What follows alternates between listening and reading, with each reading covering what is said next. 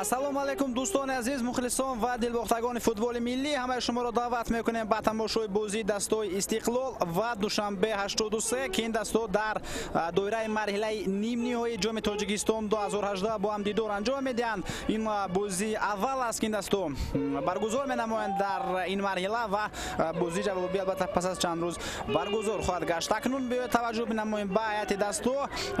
Истиқлол имрӯз бо ҳайати омехта ба майдон ворид гаштааст, чунки ин сабабҳои гуногун дорад.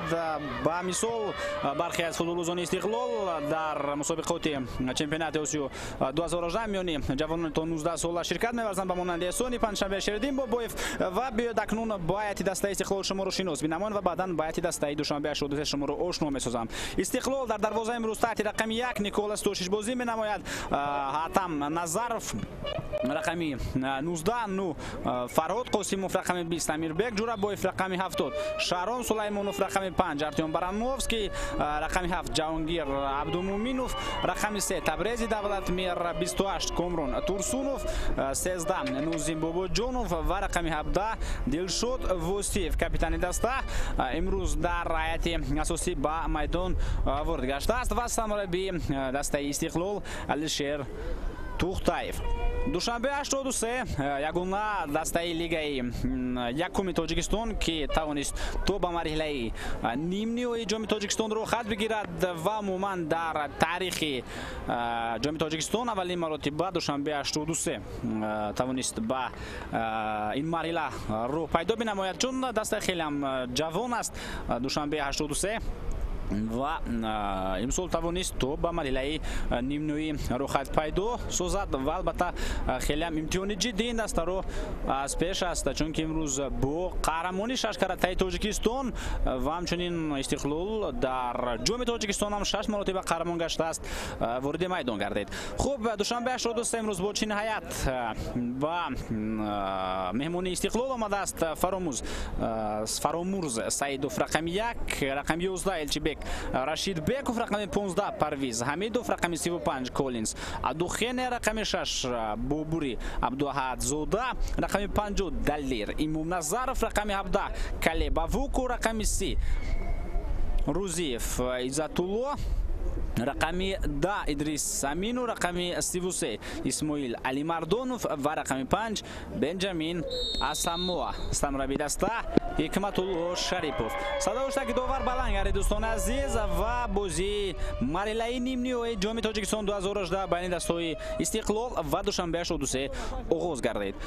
Ситоати доварони бозии имрӯза Насим Ҳамидов нидору қазоват менамояд аз шаҳри Душанбе, ба ӯ кӯмак мерасонанд Акмал Буриев аз шаҳри Турсунзода ва Холмурод Абдусаломов аз шаҳри Нав.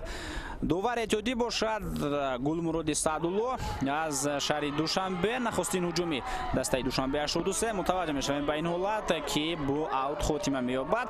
Нозири доварон Абдураҳим Бобоев аз шаҳри Турсунзода ва нозири бозӣ Азиз Достиев аз шаҳри Турсунзода. ҳуҷуми дастаи Душанбе 83 идома дорад. Тавассути канори чап онҳо кӯшиш намуданд ки хатар эҷод бинамоянд ба дарвозаи қаҳрамони шашкаратаи Тоҷикистон, вале ба ин чиз даст наёфтанд. ва акнун мебинем ки дар дақиқаи аввали дидор бештар дастаи Душанбе 83 тӯбдорӣ мекунад, вале дар ин маврид ҳарф задан хелеам барвақт аст. бубинед тавассути маркази майдон талош намуд Иззатулло Рузиев ба хати ҳамла, вале дар маркази майдон тӯбро аз ӯ рабуданд. ва акнун тӯб ба назорати Истиқлол меояд ва Табрези Давлатмир Авинёл бо тӯб қарор дорад. Партофи тӯб ба дарвозабон ба Никола Стошич. Ҳамчунин албатта дар мавриди ҳайати дастаи Истиқлол ҳарф задем. Бархе аз футболбозони асосӣ имрӯз дар майдон нестанд, чӣ гуне ки мо шумо мушоҳида менамоем. Фатуллоев имрӯз дар ҳайати асосӣ ба майдон баромадааст ва дар ҳайати захиравиам ӯ қарор надорад. Айниёл бубинед ки ба фишор мегузарад дастаи Душанбе 83, вале аз удаин фишор бо сарбаландӣ бояд қайд кард ки дастаи Истиқлол баромада тавонист. Айниёл се футболбози дастаи Душанбе 83 талош карданд ки ба футболбозони хати муҳофизаи дастаи Истиқлол фишор оранд ва бо фишори худ онро дар ғафлат гузошта тубро аз онро бира боянд, вале футболбозони хати дифои дастаи Истиқлол тавонистанд ҳуҷуми дастаи худро оғоз бинамоянд, вале ин ҳуҷумам бенатиҷа хотима меёбад. мебинем ки пурра тубро ба назорати худ даровард дастаи Истиқлол ва акнун бештар тубдорӣ менамояд ва ҳамчунин талош дорад ки ҳуҷумҳои худро тавассути канору ва марказ роҳандозӣ бинамояд. ҳам тавассути канори чап, ҳам тавассути канори рост дастаи Истиқлол шурӯъ аз дақиқаҳои аввал талош менамояд ки ба ҳуҷум гузарад, вале таи дақиқаҳои охир мебинем ки дастаи Душанбе 83 ам дар хати дифоъ то андозае тавониста истодааст ки як бозии хуби роҳандозӣ кардашударо нишон бидиҳад, вале дар идома мо шумо бозам мушоҳида хоҳем кард ки чӣ гуна аз ӯҳдаи тамоми фишоре ки футболбозони дастаи Истиқлол хоҳанд овард дар ҷараёни бозӣ тоб меоранд футболбозони дастаи Душанбе 83. айни ҳол ҳуҷуми дастаи Истиқлол мебинем ки тавассути марказ талош доранд шогирдони Алишер Тухтаев то ба ҳуҷум гузаранд. акнун ҳуҷум ба канори дигар интиқол дода шуд, партофт ба дохили ҷаримагоҳ ки онҷо тавонист фурсати ба муомадаро футболбози Душанбе 83 бартараф бинамояд. инам бошад Коллинс Адухене. Душанбе 83 метавонад чӣ тавассути канор ва чӣ тавассути марказ ҳуҷумро роҳандозӣ бинамояд. ин Исмоил Алимардонов аст ки партов кард ба хати ҳамла. бубинед дар ҳар ҳуҷуми дастаи Душанбе 83 ду футболбоз ҳамеша дар наздикии ҷаримагоҳ қарор мегиранд, ҷаримагоҳи ҳариф албатта, аммо то ҳанӯз туб то ба ин футболбозон намерасад. айни ҳол бозам мо шумо ин чизро мушоҳида менамоем ки ду футболбози дастаи Душанбе 83 пештар аз ҳама ё худ наздиктар аз ҳама ба дарвозаи ҳариф қарор доранд, вале то ҳанӯз нимимагарони дастаи Душанбе 83 натавониста истоданд ки онҳоро бо туб таъмин бинамоянд.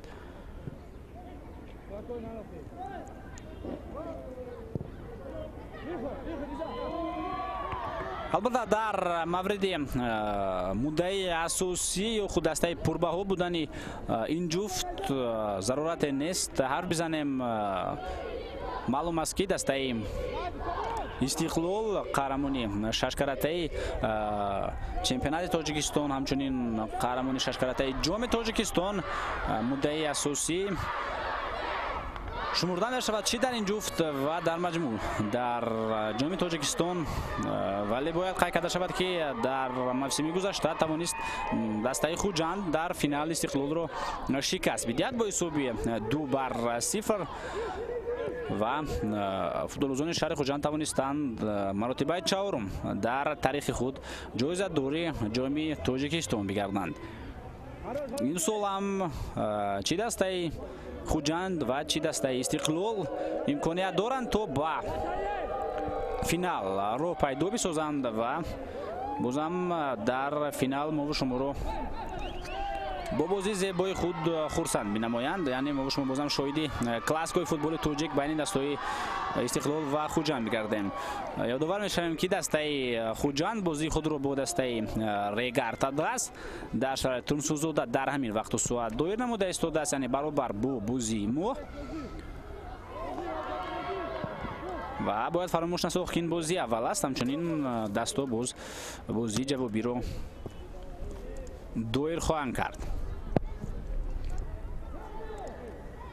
бояд қайд карда шавад ки нидор дар варзишгоҳи марказии ҷумҳуриявӣ доир шуда истодааст ва дастҳои Истиқлол ва Душанбе 83 имрӯз сабзаи нави суннии варзишгоҳи марказии Душанберо имтиҳон мекунанд, чунки дар варзишгоҳи марказии ҷумҳуриявӣ аз рӯи лоиҳаи махсуси конфедератсияи футболи Осиё сабзаи сунниро иваз намуданд чанде қабл ва пас аз иваз намудани сабзаи сунни дастаи Истиқлол ва Душанбе 83 аввалин бозиро дар ин майдон дуир намуда истоданд ва با اطلاع سامانه رسمی فدراسیون فوتبال تاجیکستان سبزی سنی پیشینه ورزشگاه مرکزی و سال 2014 مورد استفاده قرار گرفته بود و مدت 4 سال با دسته‌های منتخب تاجیکستان و باشگاه‌های آن خدمت کرده بود. دسته استقلال توسط کنار چپ با هجوم می‌گذرد ولی ببینید که بازم 3 نفر از فوتبالبازان دوشنبه 83 در همین موقع قرار گرفتند و توانستند توپ را به نظارت خود درآورند و اکنون هجومی دسته دوشنبه 83 را می‌توانستیم مشاهده بنماییم ولی این هجوم به نتیجه خاتمه یافت. روزیف عزت‌الله تلاش کرد تا هجومی دسته خود را آغاز بنماید ولی با این چیز نویل نگردید.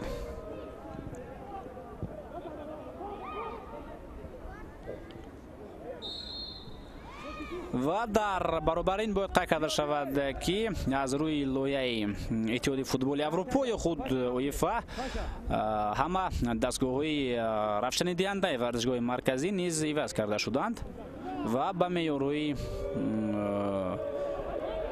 بین المللی اکنون جوابگو میباشند.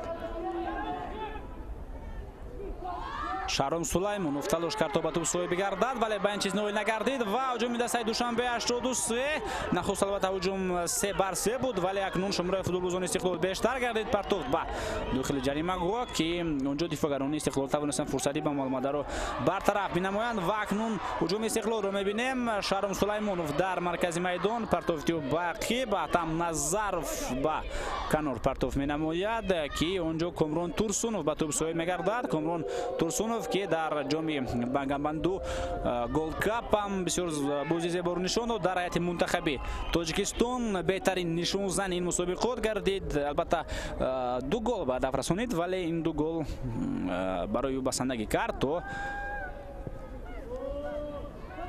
نشان زنی بهترین این مسابقات بگردد.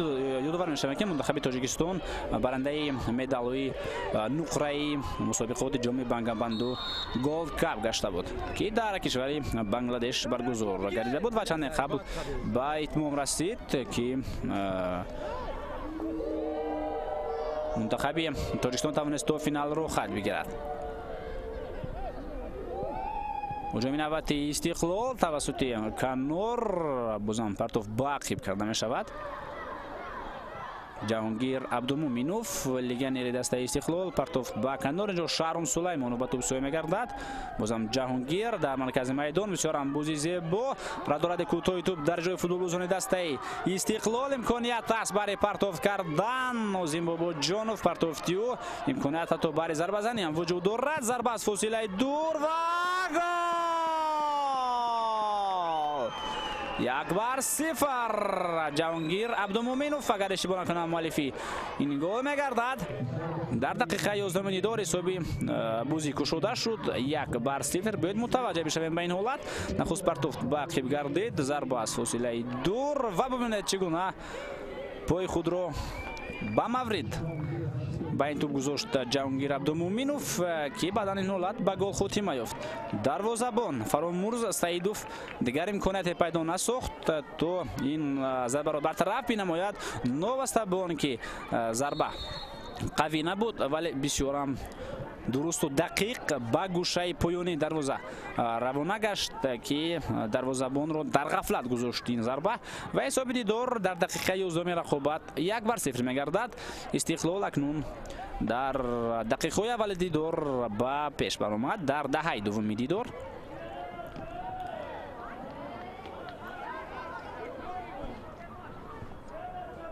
و اکنون برای فوتبالبازان دوشنبه 23 بازم دشوارتر میگردد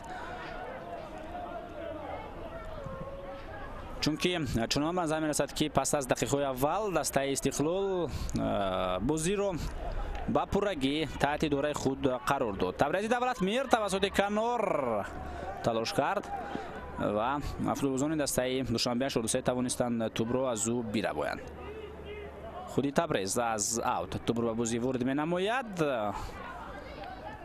و این ربودن توپ هم به نتیجه خاتمه می‌یابد. پرتافت خیلی هم زیبا آفساید است. صداشتگی داور بلند گردید. نامستمون که توپ به طور دروازه وارد گردید ولی اونجا پیش از ضربه صداشتگی داور بلند گشته بود و баланд шудани байрақчаи дувари канури муву шуморо аз он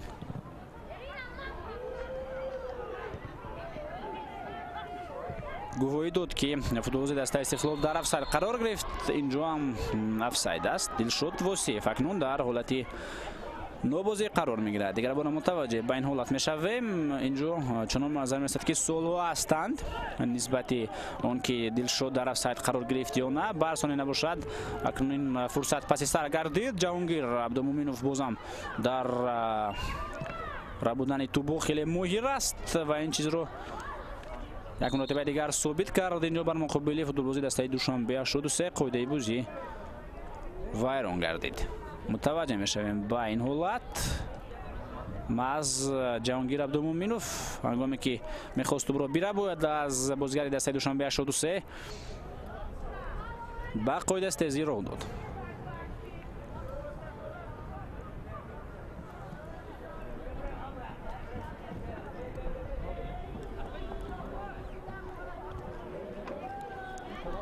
чуне ки пештарам қайд кардем дӯстони азиз, дастаи Душанбе 83 ягона дастаи Лигаи якум аст ки тавонисто ба марҳилаи нимниҳоӣ роҳат бигирад ва агар ба ҷадвали мусобиқоти Лигаи якум назар биандозем мебинем ки айниҳол дастаи Душанбе 83 дар зинаи чорум қарор дорад, вале зинаи чаҳорум роҳхати Лигаи олиро дода наметавонад. новоста бо он ки то ҳанӯзам Лигаи якум ба итмом нарасидааст, вале аллакай пас аз чанд давр Лигаи якум хотима хоҳад ёфт. онҷо албатта аз ҳама имконияти хуби роҳ ёфтан ба Лигаи олӣ дастаи Истаравшан шаҳри Истаравшан дорад ки айниҳол дар ҳисоби худ 61 имтиёз дорад. дастаи ки дар зинаи дуввум аст ин дастаи Эсхатаи шаҳри Хоҷанд аст ки танҳо 54 имтиёз дорад. яъне дастаи Истаравшан агар як ғалабаи дигар ба даст биёрад роҳхати Лигаи олиро моли худ хоҳад кард.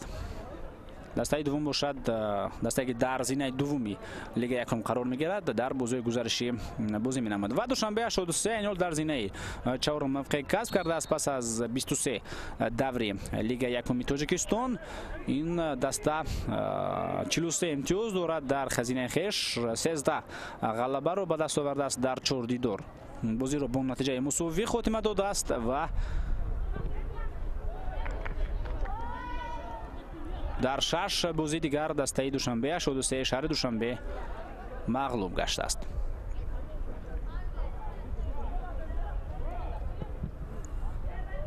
вале дар хати ҳамлаи дастаи Душанбе 83 футболбозони моҳир бозӣ менамоянд ва нишондодҳои омурӣ аз ин чиз далолат медиҳанд, чунки аз ҳама шумораи бештари голҳоро дар Лигаи якуми Тоҷикистон дастаи Истаравшан ба самара расонидааст ки дар ҳисоби худ 56 гол дорад ва дар зинаи дуввум маъз дастаи Душанбе 83 аст. аз рӯи нишондод ки тавониста ба дарвозаи ҳарифон 55 гол равон бинамояд, яъне танҳо як гол камтар аз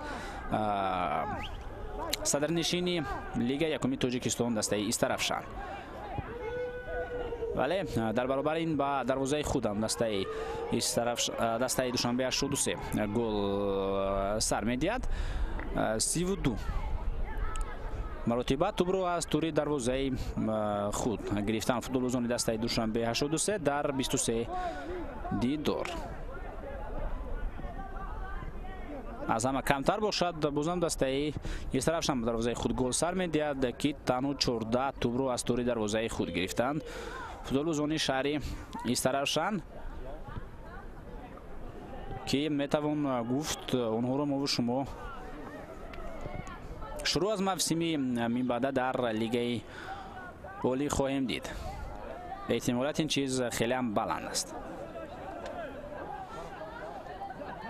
дақиқаи 7 дидор ҷараён дорад. ҳисоби дидор 1-0. Ҷаҳонгир Абдумуминов дар дақиқаи 11 рақобат тавонист ҳисоби дидорро боз кунад. акнун бошад дастаи Душанбе 83 талош дорад бари ба тӯб соҳиб гардидан, хусусан футболбози ин даста Элчибек Рашидбеков, вале Элчибек ба ин чиз ноил нагардид. инҷо метавон ҳуҷуми хавфнок ба амал биёяд, вале бозам футболбозони дастаи душанбе 83 дар хатти дифоъ тавонистанд ин ҳуҷумро рафт бинамоянд.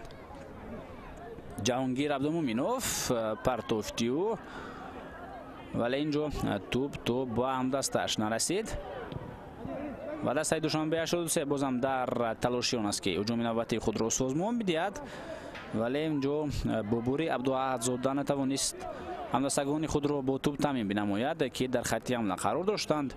онҷо исмоил алимардонов ва элчибек рашидбеков дар интизори туп буданд. туп то ба онҳо нарасид.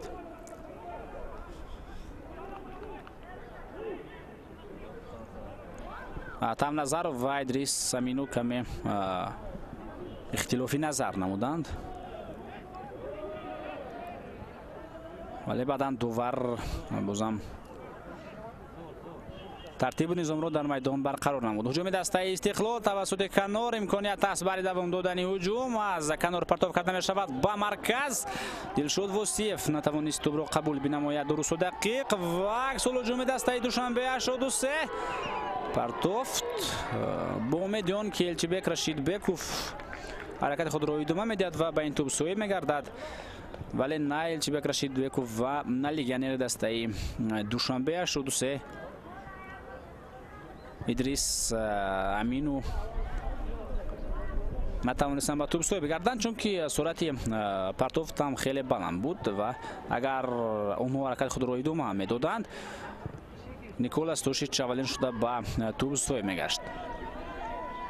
Комрон Турсунов аз Канор ба тӯб соҳиб мегардад, ба ҷарима гоҳ ворид мегардад. Комрон хеле ҳам зебо партофти ӯ ва дар ин ҳолат тавонист Комрон зарбаи кунҷиро кор бинамояд. вазъияти стандарти ё худ вазъи маъмулӣ ба нафи дастаи Истиқлоли шаҳри Душанбе. ду дастаи шаҳри Душанбе имрӯз дар марҳилаи нимниҳои ҷоми Тоҷикистон ба майдони рақобат омаданд. метавон гуфт ки мо шумо дар доираи марҳилаи нимниҳои Тоҷикистон дерби шаҳри Душанберо тамошо дорем.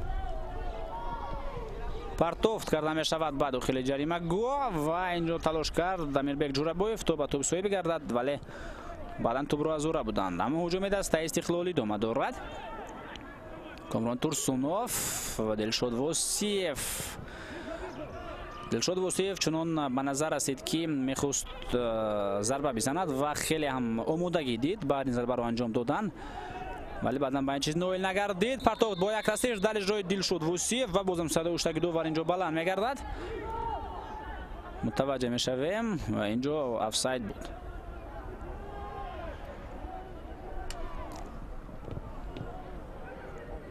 ҷаҳонгир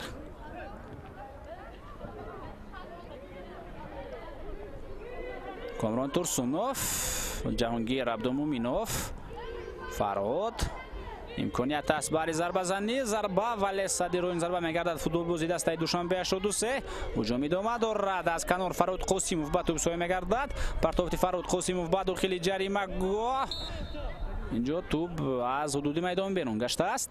ба дарвозабони дастаи Душанбе 83 Фаромурз Саидов акнун аз назди дарвозаи худ тӯбро ба бозӣ ворид хоҳад кард.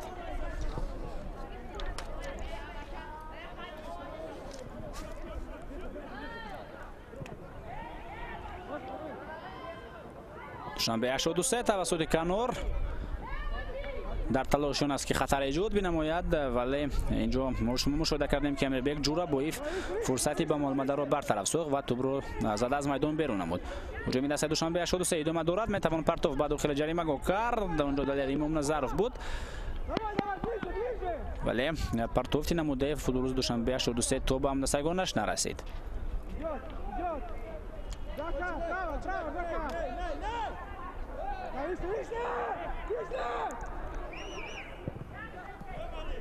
партофти навбатӣ ҷо футболбози дастаи Душанбе 83 Идрис Амину аз пой меафтад, вале садоштаги дувару Рома зарба аз фосилаи дур, хелам зарбаи қавӣ, агар иштибоҳ накунам ин нахустин зарбаи мустақими футболбозони дастаи Душанбе 83 дар дидори имрӯз аст, вале Николас Тошич дар мавқеи дурусти худ қарор гирифта буд ва ин зарбаро тавонист ки бартараф бинамояд. новостабон ки каме ноқулай ҳам буд барои дарвозабон, чунки нахуст тӯб ба замин бархӯрд و بعدا جانب دروازه رفت ولی این چیز نیکولاس توجیچ رو در غفلت نگذاشت.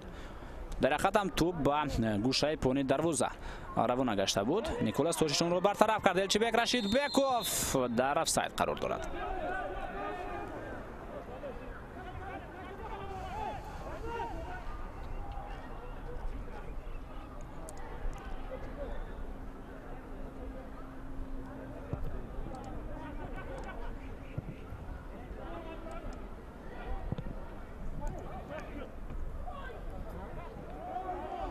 در دایره مرحله یک چهارنیوی جام تاجیکستان 2018 دسته دوشنبه 83 با هنگامه اساسی موسم امسال جام تاجیکستان با دسته فیضقند دیدار انجام داده بود که این دسته نویه وسه در لیگ دوم در منطقه ختلون بازی می نماید و توانست تو با مرحله چهارکنوی رو خط پیدا بنماید. در سفر دسته دوشنبه 83 توانست با حسابی 1-0 غلبه بنماید و در ورزشگاه مرکزی نویه وسه این دیدار برگزار گردید که یگانه گل این دیدار رو در دقیقه 16 رقابت دلشود رسولوف از پنالتی به ثمر رسانید. پرتوف به داخل جریمه گو این فرصت رو توانستن برطرف بنمایند دفاعگران دسته دوشنبه 83 و اکنون امکانیت دارند که با کنترحمله خود بگذرند. توسط کنار پرتوف میگردد، توپ در میدان است، خیلی هم زیبا. تبریزی دولتمیر بود که تلاش کرد برای اینکه توپ رو در میدان باقی گذارد ولی توپ از میدان بیرون شد.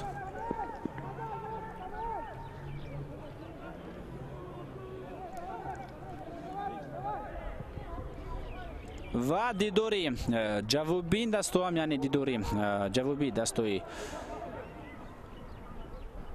دوشنبه 83 و فیضقند که در شهر دوشنبه برگزار گردید. این دیدار هم با حسابی 1-0 خاتمه یافت و یگانه گل این دیدار رو باشد الچیبک رشید بیکوف به ثمر رسانید. در دقیقه 50 رقابت امکانیت برای ضربه زنی وجود داشت ولی ضربه زده نشد. جهانگیر عبدالمومن فینیول پرتوفت خیلی هم زیبایی و سری وقتی امکانیت داده نمیشود برای ضربه زدن. بازم جهانگیر عبدالمومنوف اینجا فوتبالبازان دوشنبه 83 برام بودن که تو به دستی جهانگیر برخورده بود ولی نه، تو به شانه جهانگیر عبدالمومنوف برخورد. اینیول در حیات دسته استقلال میتوان گفت که در طول 25 دقیقه که سپری گردیدند جهانگیر عبدالمومنوف بهترین است چون که همیشه در موقع درست قرار میگیرد و اگر گویم که یگان حرکت نوجو ندارد اشتباه نخواهد بود. توپ را میربایند فوتبالبازان دسته استقلال در مرکز میدان. امکانیت است، نوزین باباجانوف تلاش کرد تا توپ را بیرباید از فوتبالباز دسته دوشنبه 83 بنجامین اساموا. بله به این چیز نویل نگردید. دوشنبه 83 به هجوم میگذارد. الچیبک رشید بیکوف توپ را از دست داد چون که در تنهایی قرار گرفت در کنار میدان. بعدا به کمک او شتافتند همدستگان دیگری او ولی الکی دیر شده بود چون که فوتبالبازان استقلال توپ را به دوره خود برگرداندند.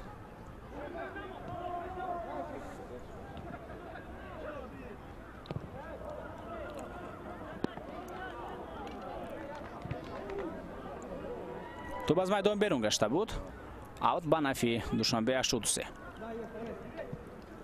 بابوری عبدالحادزاده بازم توپ به دوره دسته استقلال برمیگردد. پرتوف به کنار تبریز دولتمیر توسط کنار میتواند به هجوم گذارد. پرتوف به عقب کرده می شود. امکانیت است تو هجوم توسط مرکزی ادامه یابد. شهرام سلیمانوف، اتم نظروف،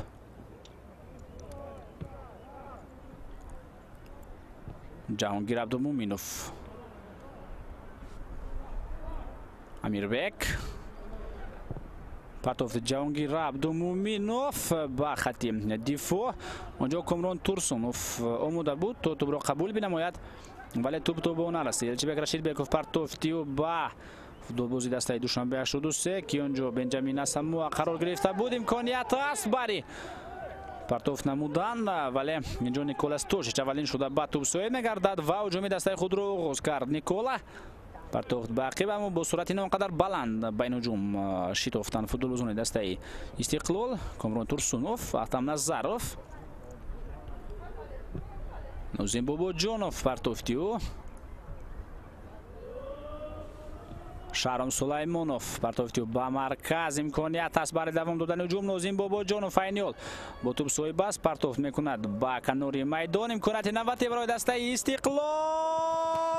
На як зарбаи дигари Дилшод Восиев, ду маротиба Дилшод метавонист ҳисоби дидорро 2-0 бинамояд, вале дар ҳар ду ҳолат зарбои Дилшод ба ҳадаф нарасиданд. Вале ҳуҷум идома дорад. Табрези Давлатмир партофти ӯ ба дохили ҷаримагоҳ,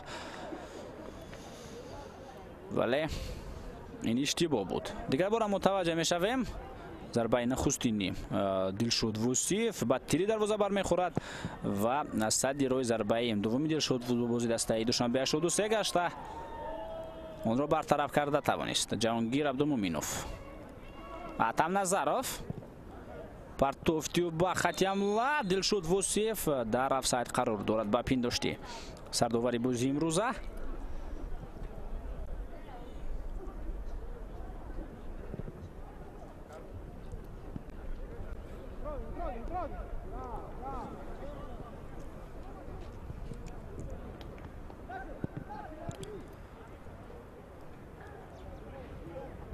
дастаи Истиқлол бошад дар марҳилаи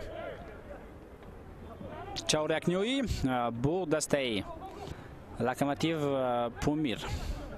андари майдони рақобат шуда буд. дидори аввал байни дасту бисёрам дидори диққатҷалбкунанда буд ки дар он футболбозони дастаи Локомотив Помир бисёр бози зебо нишон доданд. билохир бозӣ бо натиҷаи 4-3 ба нафи дастаи Истиқлол хотима ёфт. бисёрам бозӣ душвор буд барои дастаи Истиқлол. дар он дидор агар хотиратон бошад, Шередин Бобоев тавонист хетрикро ба номи худ сабт бинамояд ва бисёрам як лаҳзаи аҷиб дар ҳамон дидор рух дода буд ҳангоме ки ҳамлагари дастаи Локомотив Помир ва наврасони то 16-солаи Тоҷикистон Рустам Соиров бисёрам имконияти хуби голзанӣ дошт, вале Никола Стошич баъдан тӯбро аз ӯ рабуд ва ҳуҷуми дастаи Истиқлолро оғоз намуд. билохир ин ҳолат дар дақиқаҳои замкардаи довар ба нимаи дуввуми дидор рух дода буд ки Шередин Бобоев тавонист он ҳолатро ба гол хотима бидиҳад ва ҳисоби дидор 4-3 гардид.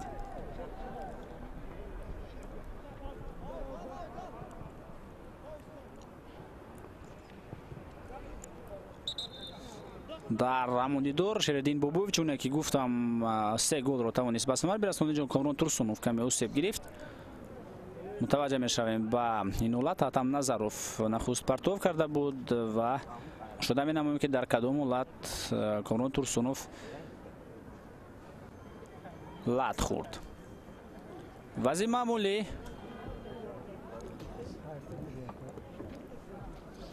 ба нафи Истиқлол пас аз он ки ба Комрон Турсунов кӯмак расонида мешавад. инҷо ба мо шумо дигар бора навори такрори лаҳзаи хавфноки дастаи Душанбе 83 нишон дода мешавад. дар оётаи 2 нафар қарор гирифт футболбози дастаи Душанбе 83, ду дифоъгари дастаи Истиқлол ва имконият барои хелеам танг буд то дар ин ҳолат зарбае зада бошад ҷониби дарвоза.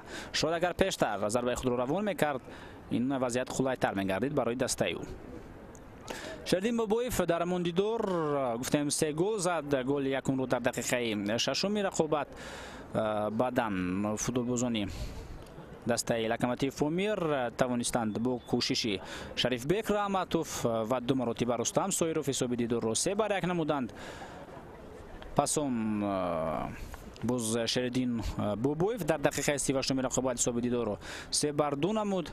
дар дақиқаи 60 бошад Фатулло Фатуллоев ҳисоби дидорро баробар 3-3 кард.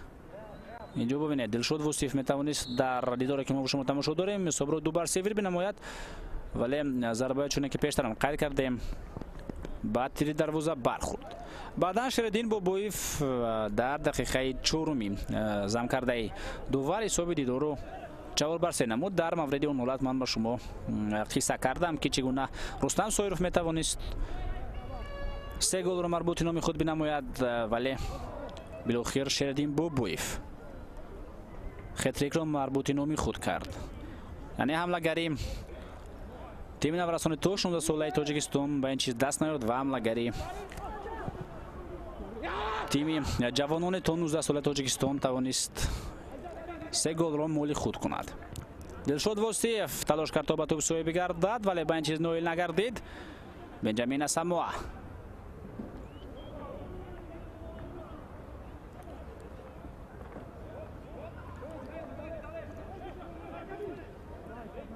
کمتر از 15 دقیقه دیگر باقی میماند تا خاتمه وقت اساسی نیمه اولی دیدار.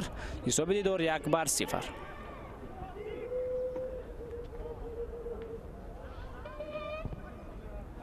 پرتافتی برانوفسکی با امیدبک جورابویف اتم نظروف پرتافتی اتم با کامران تورسونوف. این دو فوتبال بازی هستند که در مسابقات جام بنگابندو با دروازه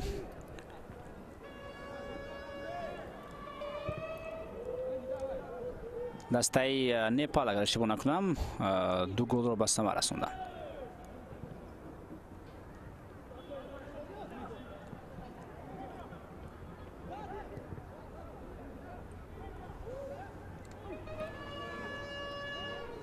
کامران تورسونوف پرتافتی با عقیب تبریزی دولتمیر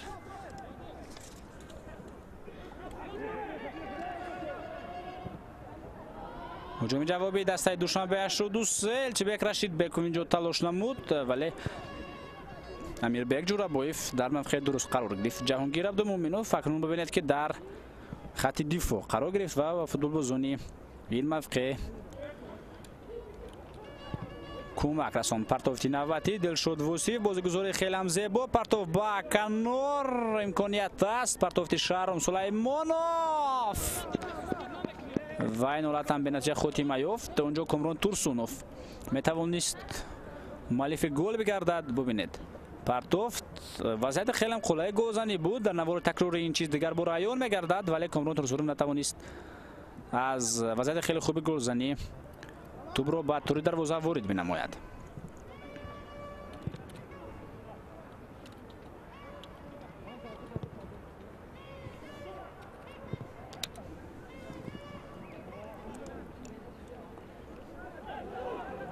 بابوری عبدالحدزاده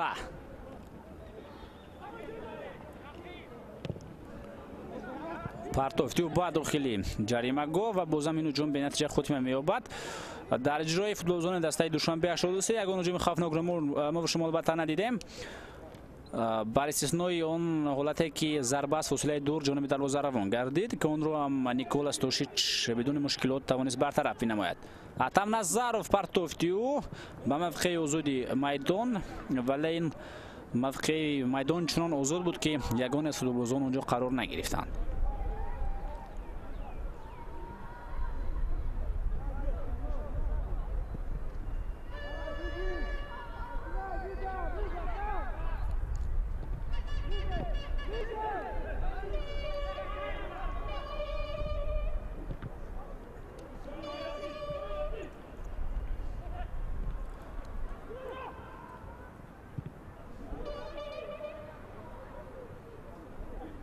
جهانگیر عبدالمومنوف دلشاد واسیف بازیگزار خیلی زیبای فوتبالبازان دسته استقلال امکانیت برای کامران تورسونوف ولی بازم او در حالت نوبازی قرار میگیرد. دیگر بار متوجه میشویم به این حالت در اینجا چنان به نظر میرسد که در حقیقت هم کامران در افساید قرار گرفته بود. خب پیشتر گفتم که تورسونوف و اتم نظروف به دروازه دسته نپال گل زدند. نه فاتولویف و تورسونوف به دروازه دسته نپال گل زده بودند که اون دیدار با نتیجه 2-0 انجام یافته بود ولی تورسونوف و اتم نظروف به دروازه دسته فیلیپین گل زده بودند در دایره مرحله نیم نیمه جام بنگابندو که اونجا در دقیقه 31 کامران تورسونوف مؤلف گل گردید و اتم نظروف باشد در دقیقه 7 زم گردیده یعنی در دقیقه 97 مؤلف گل گشت و با حساب 2-0 تاجیکستان بر فیلیپین غلبه کرد.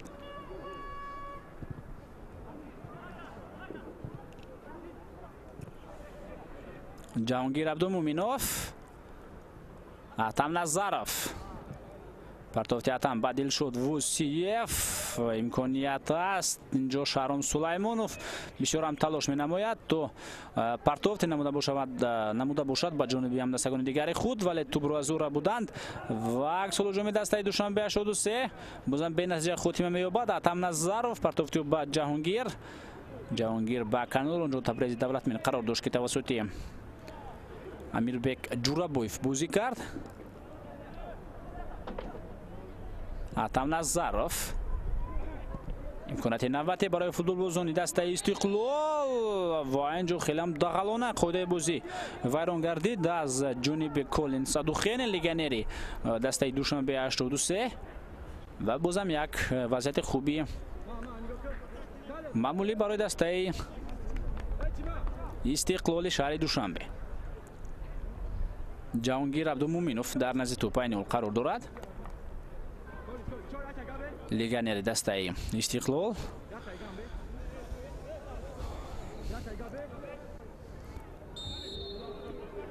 متوجه بین اولت می شویم. با قرار ضربه زنی اومد جهانگیر ولی ضربه با دیواری دیفوی برخورده این فرصت رفت میگردد و یک سول هجومی دسته دوشنبه 83 رو شده می نماییم که به نتیجه خاتمه می‌یابد، چون که دیفوگران دسته استقلال در موقع خود قرار گرفته بودند و فوتبالباز دسته دوشنبه 83 اونجا به قراری پرتاب کردند نامد و این تصمیمی به اون آورد که یکی از هجوم‌های کم شمول دسته دوشنبه 83 به نتیجه خاتمه بیابد. بنجامین اساموا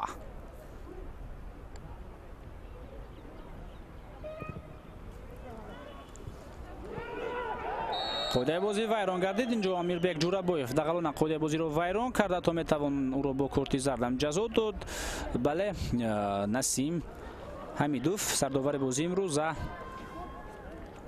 به امیربک جورابویف کورتی زرد نشان میدهد، چون که اونجا فوتبال بازی دسته دوشنبه 83 تا میتوانست 1-1 با دروازه بم برآید.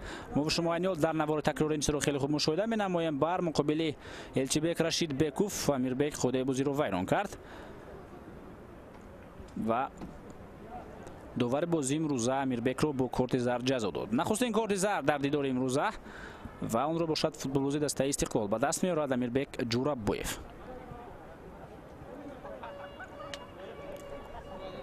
در چنین دیدار رو هنگامی که هجوم‌های پوزیشنی و منصوبه و کار نمیدهند میتوان از چنین وضعیت‌ها، یعنی از وضعیت‌های معمولی خود به استیلو از استاندارد و کار گرفت.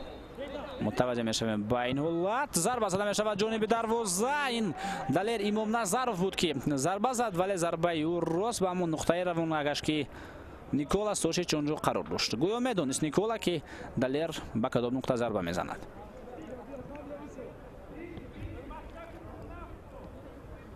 شهرام سلیمانوف پرتافتی بدیل شد وسیف که به نتیجه خاتمه می‌یابد و هجوم دسته دوشنبه 83 پرتافتی دریس امینو با الچبک رشید بکوف به نتیجه خاتمه می‌یابد، چون که تو با الچبک نرسید.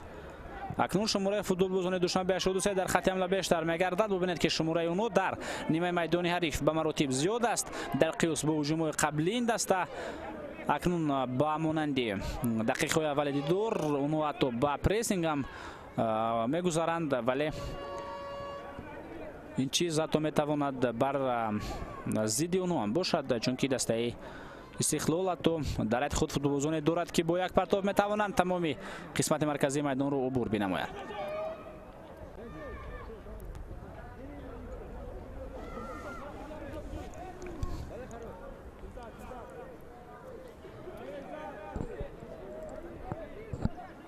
دلیر امام نظرف از اوت توپ رو به بازی وارد کرد.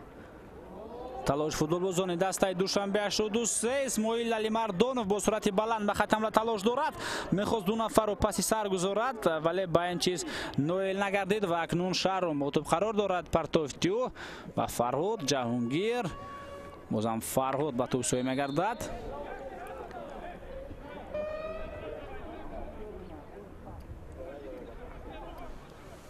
خودی بازی ویران گشته بود در مرکز میدان. دیگر بار متوجه میشویم با ضربه دلیر بازم توپ نخست با زمین برخورده، بعدا نیکولاس سوچیچ اون رو برطرف کرد. اینجا نوزیم بوبو جونوف بود که بر مقابل فوتبالبازان دسته دوشنبه شد با قید استیزی رو دادن. حاتم نظروف توسط کنور هجوم دسته استقلالی ادامه دارد. بازم حاتم نظروف پرتوفتی نواتیو با جهانگیر عبدالمومنوف. جهانگیر در کنار چپ میدان پایبوزی این فوتبال باز و اوت. ارسال نواتی بعد داخل جریمه گل. اینجا شماره فوتبالبازان دوشنبه 83 خیلی هم زیاد بودند و آنها توانستند این فرصت رو رفع نماند. الچبک رشید بیکوف بازم بر مقابلی امیربک جورابویف. امیربک دیگر نمیتواند قوی بازی رو داخل ویران بنماید چون گلکه یک کورتی زرد دارد. پرتوفتی نواتی امکانات برای ضربه زنی وجود دارد. کالیبا ووکو پرتوفتی و باقی بدریس ضربه خیلی هم قوی ولی این ضربه به نتیجه ختم می‌یابد. مستقیم نبود. ضربه از پلو دروازه از میدان بیرون می‌گردد.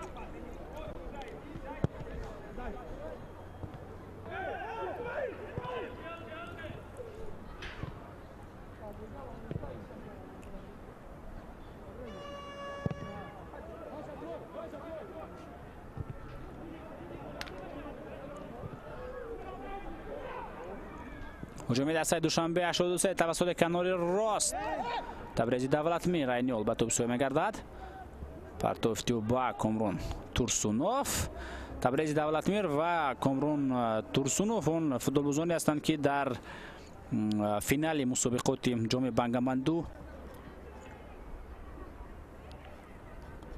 نتوانستند پنالتی های خود را با گل خاتمه بدهند، چون که معلوم است اونجا دستای منتخب تاجیکستان و فلسطین با هم دیدار انجام دادند در بازی فینالی و بازی در وقت اساسی با نتیجه 0-0 انجام یافت. اکسترا تایم هم گلی را معین نکرد و در سلسله ضربه‌های پنالتی دسته فلسطین با حساب 4-3 بر ما غلبه کرد که 4 فوتبالبازی دسته توانستند پنالتی خود را با گل خاتمه بدهند، ولی از هیئت ما کامرون تورسونوف و تبریزی دولتمیر نتوانستند پنالتی خود را با گل خاتمه بدهند. اونجا چون که معلوم است و ما شما بازی رو خیلی خوب در خاطر داریم که دروازه‌بان منتخب فلسطین پنالتی های این فوتبالبازان رو برطرف کرده توانست. اویبک عبدالغفاروف، حاتم نظروف و سیاووش اسروروف باشند.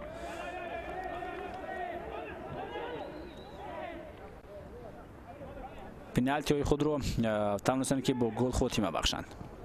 امکانات نوتی برای دسته استقلال. دلشاد واسیف با توپ قرار دارد. پرتوفتیو برای ضربه زنی خیلی هم قولای است. امکانیت است. تبریزی دولتمیر ضربه و این ضربه با فوتبالبازی دسته دوشنبه 83 برخورده این حالت برطرف می‌گردد. نیمه اول دیدار دوستان عزیز خاتمه می‌یابد با حساب 1-0 به نفع دسته استقلال. یگانه گل رو توانست در دقیقه 11 رقابت جهانگیر عبدالمومنوف لگندر دسته استقلال به ثمر برساند. در نیمه دوم البته بازی جالب‌تر خواهد گشت. از نزد اکران‌های خود دور نروید. شما رو با وضعیت خیلی هم خوفناک و گل زده دسته استقلال می‌گذاریم. در نیمه دوم شما رو منتظریم.